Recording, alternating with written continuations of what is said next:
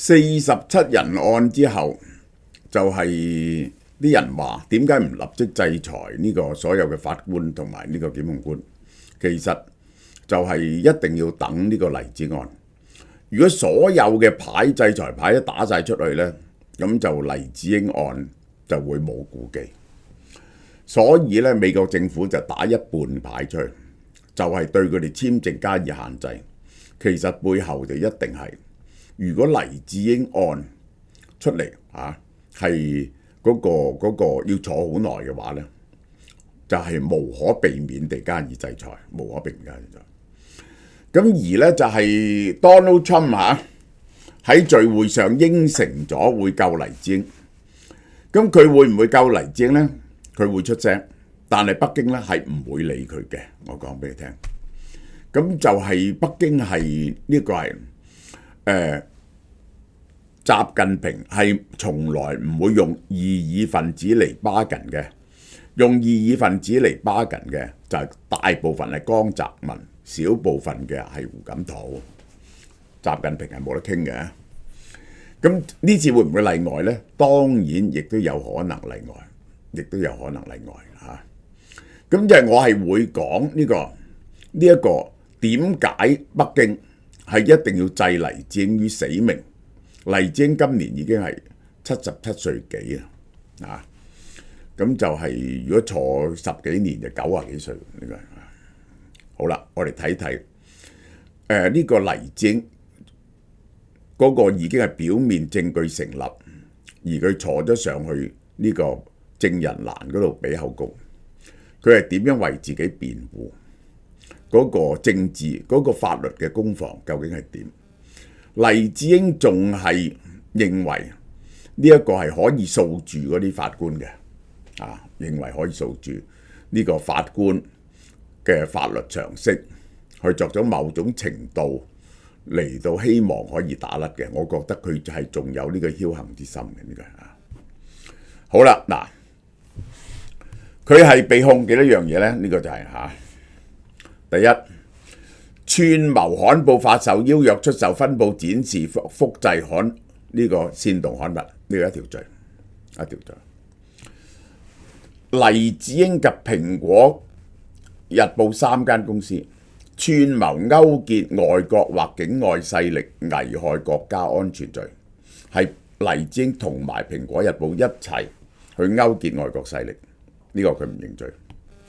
第三，黎智英自己勾結外國或境外勢力危害國家安全罪，即係喺蘋果日報以外嘅行為，呢個就係好啦，大家睇下佢咁樣，呢個係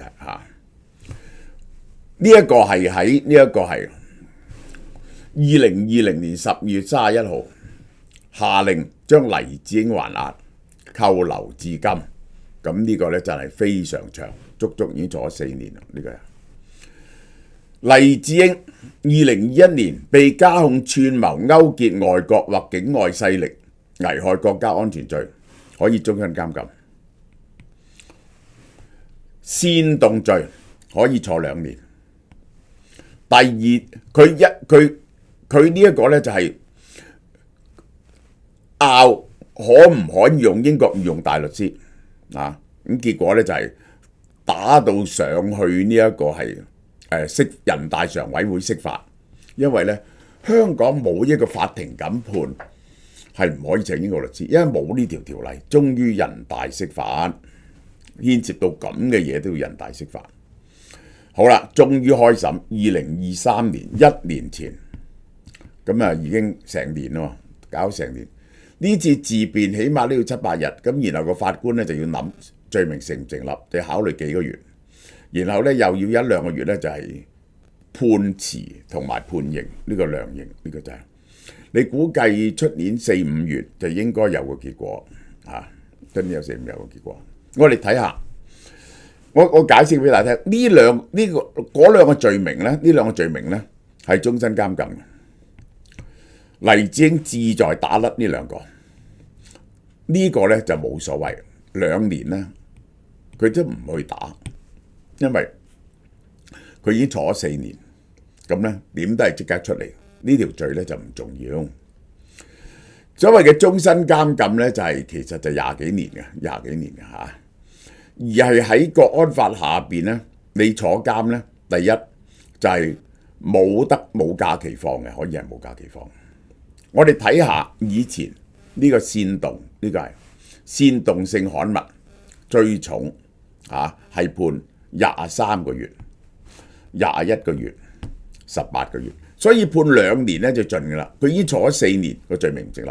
嗱，去到呢度你就會明白呢一個黎智英嘅辯論嘅策略，就完全係講佢冇勾結外國勢力去顛覆特區或者本港政府，呢個就係咁牽涉到咧咁多組人嘅。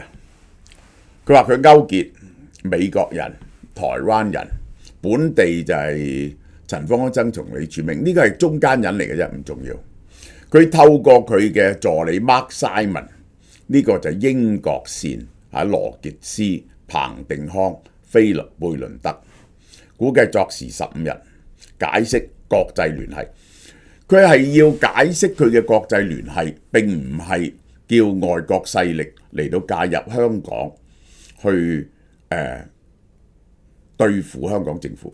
你只要叫外國嚟到制裁香港政府咧，根據國安法同23條咧，你就已經可以坐監。有啲明白？佢就要解釋，控方就指出呢幾條線，佢每個加以答辯，每個加以答辯。一，佢見蔡英文係講乜嘢？當選後先同佢見面，透過知名作家江春南安排會談及台灣政策及媒體，講台灣嘢，係公關見面冇實質內容，冇同蔡英文及偈。蔡英文亦都唔會做任何嘢去顛覆香港，佢亦都冇呢個能力所以蔡英文比較輕鬆。國安法生效前，呢個就危險啦。介紹前美國國防部副部長同退役美國將領俾佢識，呢個呢兩個人想去揾蔡英文，佢哋介紹佢識。咁呢個呢，就係佢哋可能話你會幫助台獨但係呢個就同煽動香港同香港無關。其實佢係等台灣政府了解 Donald Trump 政府對台灣嘅取態然後佢向呢一個前國防部副部長俾一筆錢，呢筆錢係唔係收買外國勢力 Donald Trump 政府嚟到同特區政府作對呢？佢就作出解釋。喺13年至16年向伍夫維茲多次轉賬，每次3000蚊至8萬蚊美金，係打算去緬甸投資，聘請對方做顧問。呢個有冇 document？ 有冇當日嘅 document？ 佢有冇接觸到 Donald Trump 政府呢？冇。Donald Trump 政府上台呢，佢好快就拉咗坐監。冇直接或其他人接觸過 Donald Trump， 佢淨係呢兩個人啫。呢個呢，就係喺呢一個係向蔡英文國安法生效前，向呢蔡英文介紹咗呢兩個人。19年到訪華盛頓然後講去美國，係會見兩會議員，佢係想話俾佢哋聽香港發生咩事，就冇叫佢哋去制裁香港政府。佢哋一定係唔會叫佢哋顛覆香港政府嘅，但係個關鍵就係佢有冇叫佢哋去制裁香港政府呢？好，佢話佢事前唔知道會見到彭斯。嗰個會議咧係前資深顧問 Christine Whitten 安排，見面咧即係握下手，要求佢哋支持香港，嗰條線如果純粹以法律嚟講咧，即係黎智英認為咧，我叫佢哋聲援下香港啫，咁唔算係呢個顛覆呢個特區政府，因為佢冇阻止。冇要求人哋制裁特區政府或者推翻特區政府呢個係咁樣係咪引致外國嘅干預呢？如果以 common law 嘅精神呢，就唔係嘅。喺大陸嘅角度呢，呢個就係只係要佢哋支持香港政府香港，我唔夠膽要求副總統去做任何嘢，即係話俾佢聽香港發生示威事件，要求佢發聲。呢個係佢講佢喺美國做乜嘢，佢冇做乜嘢，係冇要求外國干預。嗱，呢個係佢一面之詞啊！呢個法庭一定認為好啦。佢見 Nancy Pelosi 呢個3月係受民主黨創黨主席李柱銘邀請，冇講嘢，唔記得佢哋講乜嘢。李柱銘帶佢見佢，佢唔識 Nancy Pelosi，Nancy Pelosi 亦都唔識佢。主要係李柱銘同 Nancy Pelosi 交談，佢聽唔清楚兩個人講乜嘢嘢。呢個奇特，呢個奇怪喎。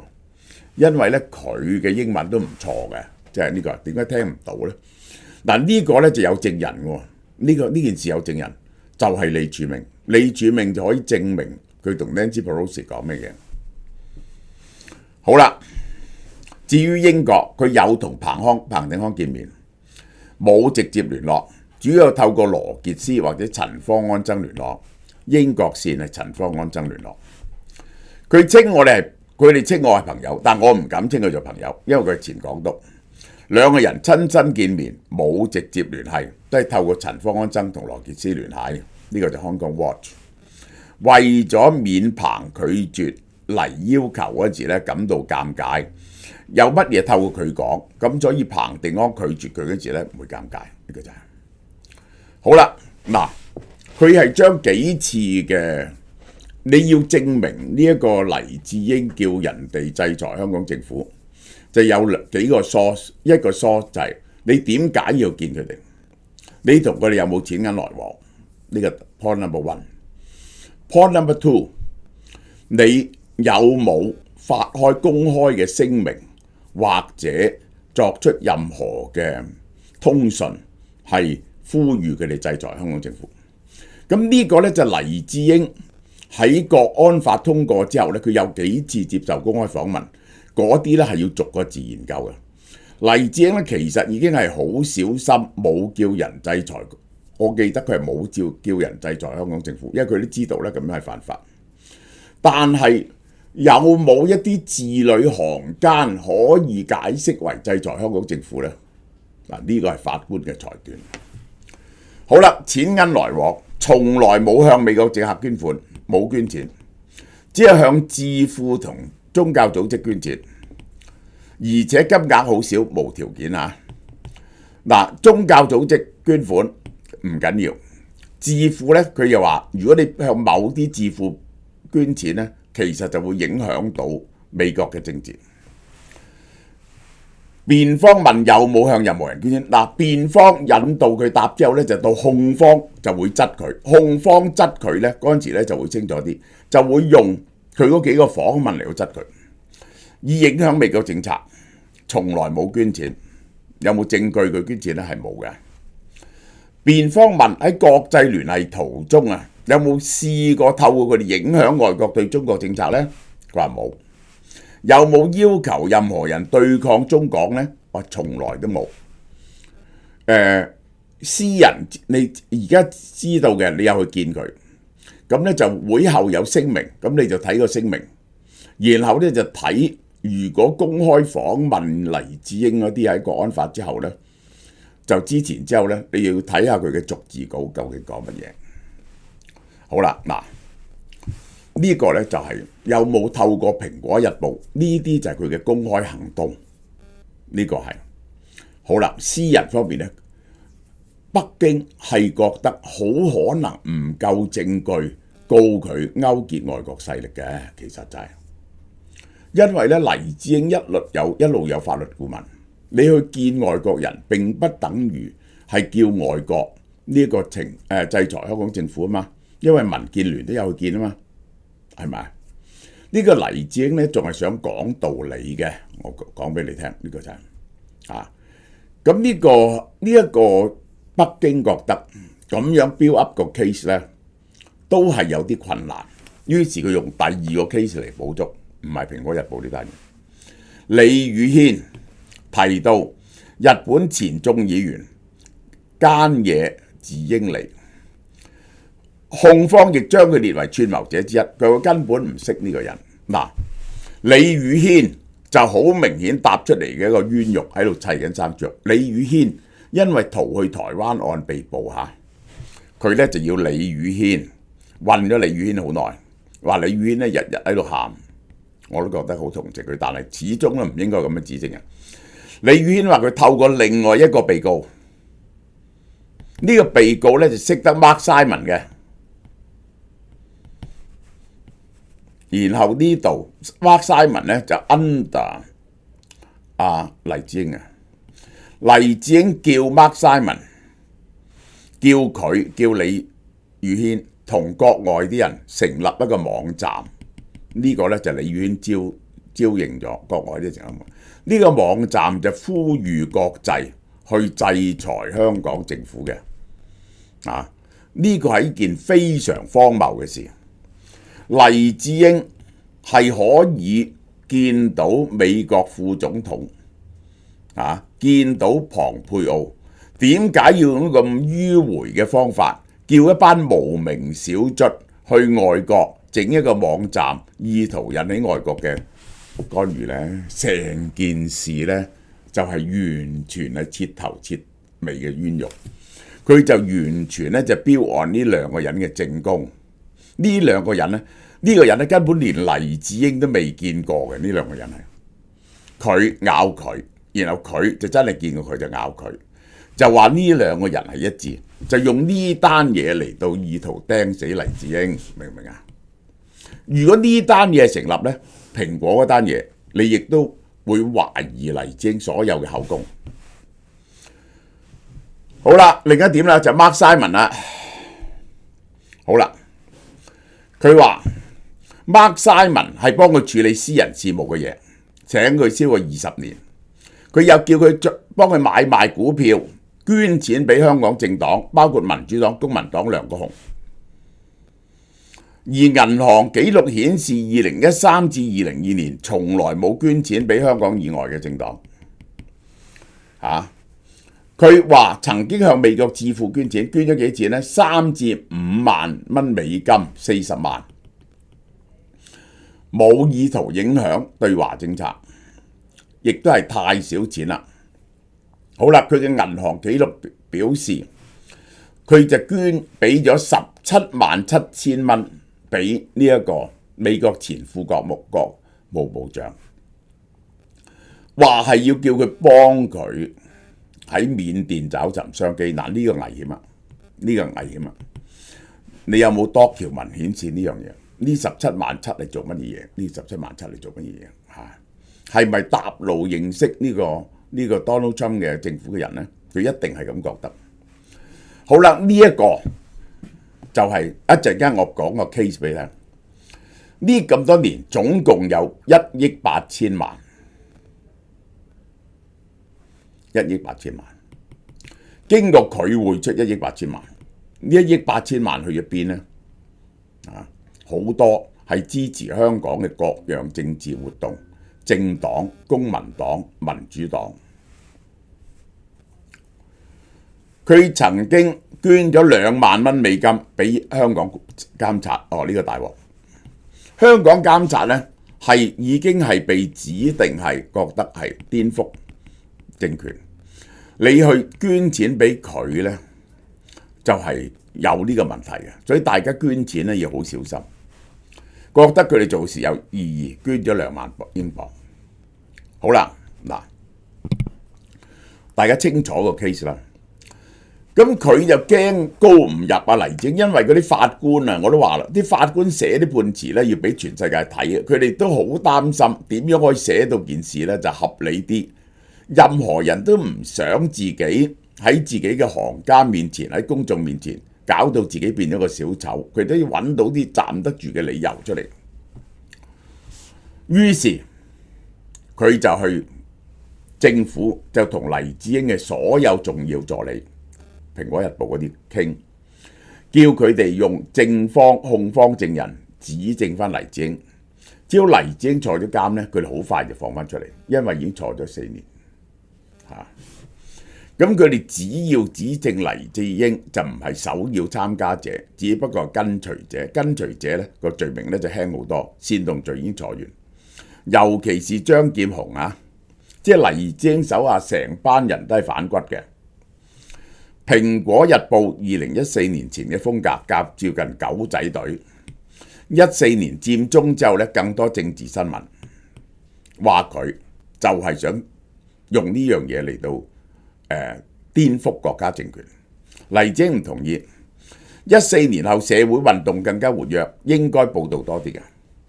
第二個重返證人陳佩敏形容黎智英喺14年後喺社會運動中走得更前，黎表示認同。係啊，我係企出咗。嗱，2014年佔中咧，黎智英係企咗出嚟嘅，令我非常之驚訝嘅。呢個係黎確認自己唔係政治人物。文章都係評論時事，冇想過要荼毒港人，呢個關係煽動罪。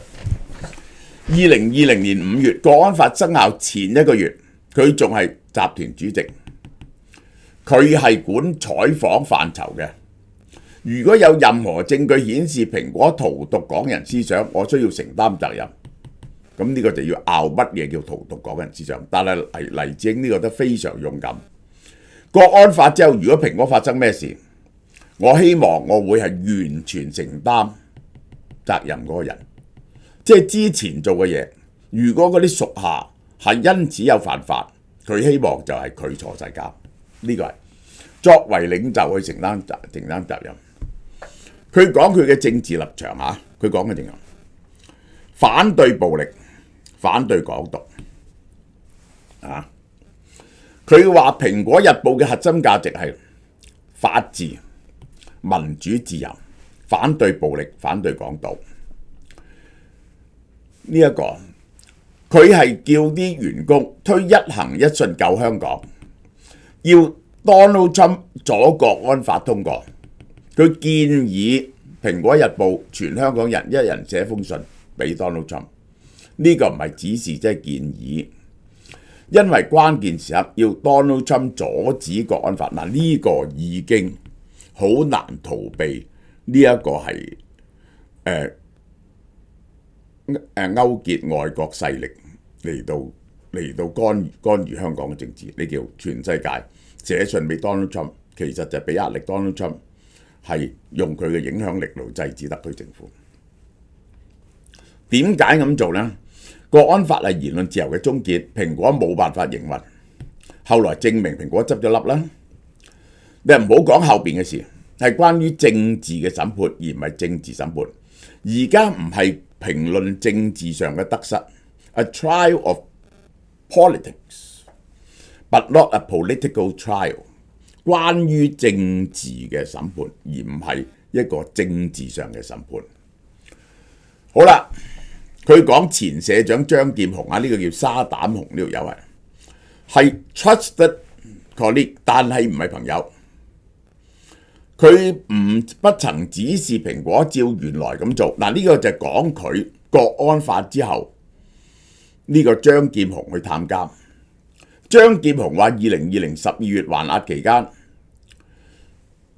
黎智英叫佢唔使怕，繼續做落去，照原本咁做。嗱，呢個係非常之陰毒嘅，因為呢樣嘢係想證明黎智英喺國安法之後係繼續叫佢煽動同埋呢個吸引外國制裁呢個香港。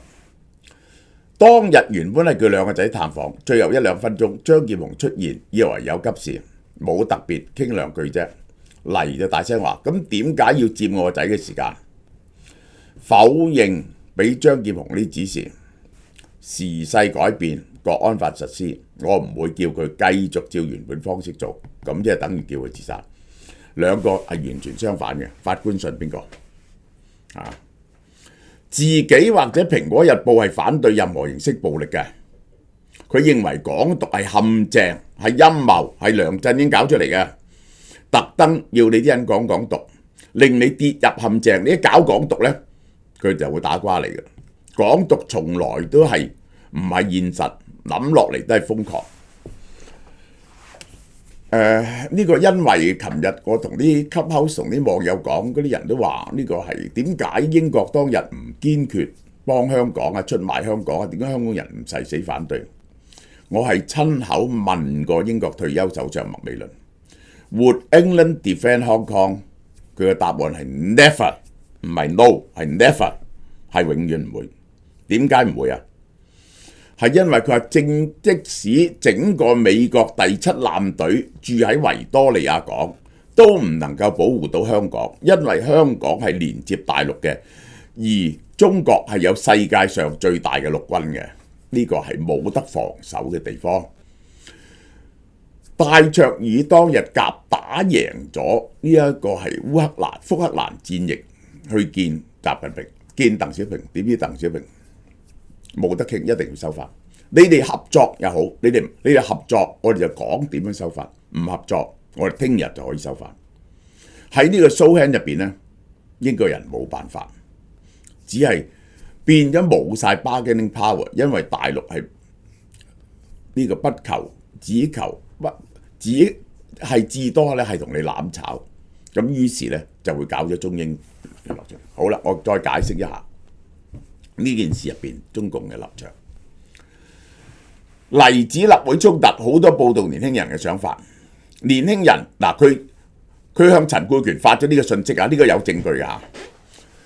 佢係講年輕人衝進立會令我心情沉重，盡量大做特做。佢話呢個建議令年輕人獲得同情，佢哋今次事件得以平反，運動得以繼續，咁係支持呢啲人啦。當然係，雖然佢話建議，我哋希望以此為鑑，以更和平嘅方法，似乎又係話佢哋唔啱。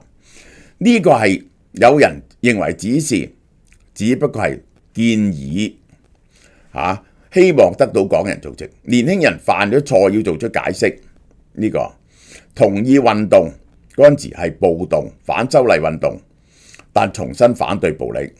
我哋希望以此為鑑，以更和平嘅手法抗爭落去。嗱，呢點係 debatable。好啦，北京點解一定要置呢個黎智英於死命？我講俾你聽，北京所有問題，佢要解釋點解。首先第一，佢係有一個 phobia， 有一個被迫害妄想症，認為外國係隨時想推翻佢。嗱，呢個係一個不安全感，所以先會反間諜反得咁犀利啊嘛。乜嘢？佢認為人民係支持佢哋嘅，咁點解人民會反對佢哋呢？